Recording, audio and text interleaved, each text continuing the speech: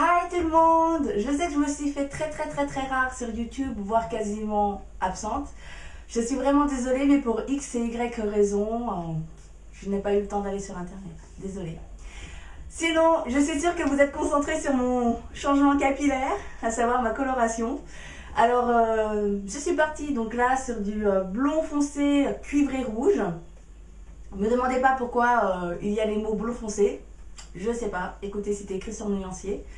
Donc c'est un 6.64. Bon, après, évidemment, les numéros varient selon le salon de coiffure où vous allez. Donc d'où l'importance de regarder le nuancier lorsque vous choisissez votre couleur. Comme chaque année, j'oscille souvent entre le foncé et le clair. Sachant que dans le clair, je vais surtout sur du blond, du miel doré ou du châtain clair.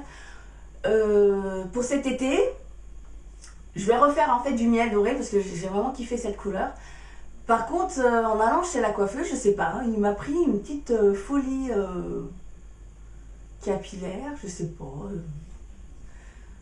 J'ai eu une envie soudaine d'une couleur très pop funky. Et donc, avec la coiffeuse, on a vu ce qui m'irait. Donc elle m'a conseillé du rouge, sachant que dans ma jeunesse, j'ai déjà fait des mèches rouges. Donc je savais exactement à quoi m'attendre. Et le résultat... Bon, c'est vrai que c'était un résultat différent vu que c'était des fines mèches travaillées avec la technique du tricotage.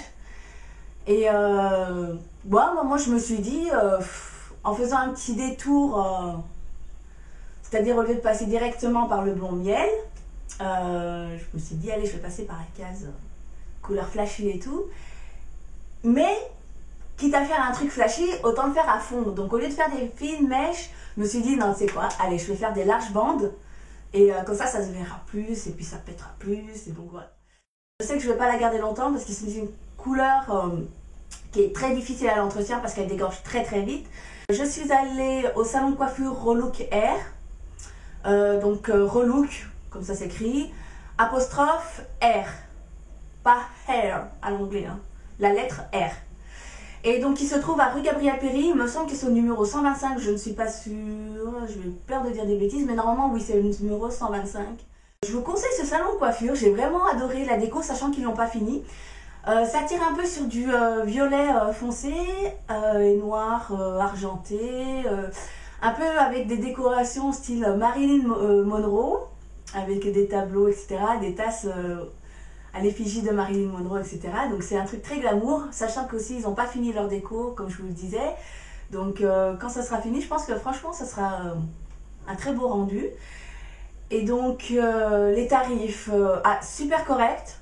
Bon, je dis pas que c'est super pas cher, faut pas rêver, quand vous allez dans un salon de coiffure, il faut savoir que vous mettez le prix, mais pour la bonne qualité.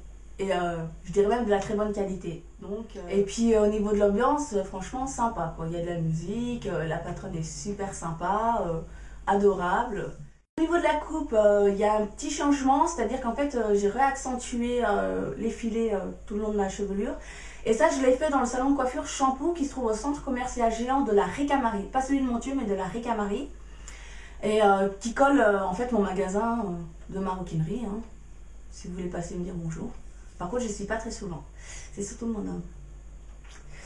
Et donc, alors, pour l'explication, pour obtenir donc surtout du volume, comment vous dire? Le problème, c'est que je ne peux pas trop vous expliquer parce qu'en fait, comme vous avez pu voir sur mes précédentes vidéos, c'est moi-même qui me faisais d'habitude la coupe champignon. Alors, c'est même pas un effilé parce qu'en fait, je coupais que le dessus.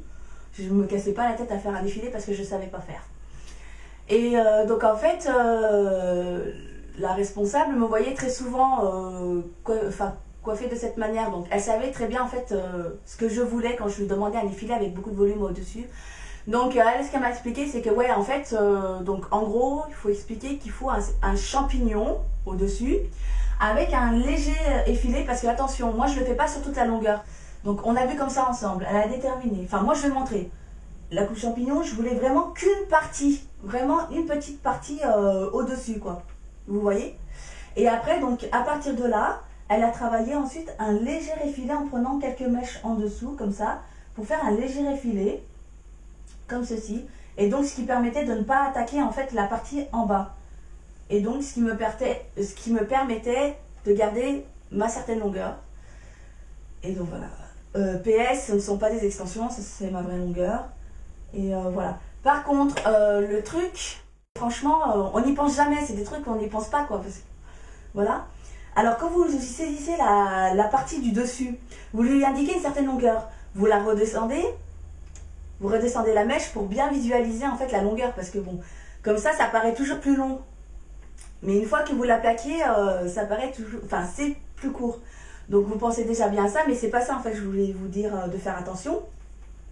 C'était que quand vous prenez une certaine longueur, pour avoir en fait un rendu au bout harmonieux, vous voyez, qui fasse pas droit, elle prend un ciseau pour désépaissir un peu le bout, donc ce qui permet d'avoir en fait des points plus longs, plus courtes, etc., etc., et d'avoir un truc plus joli et pas quelque chose de très droit.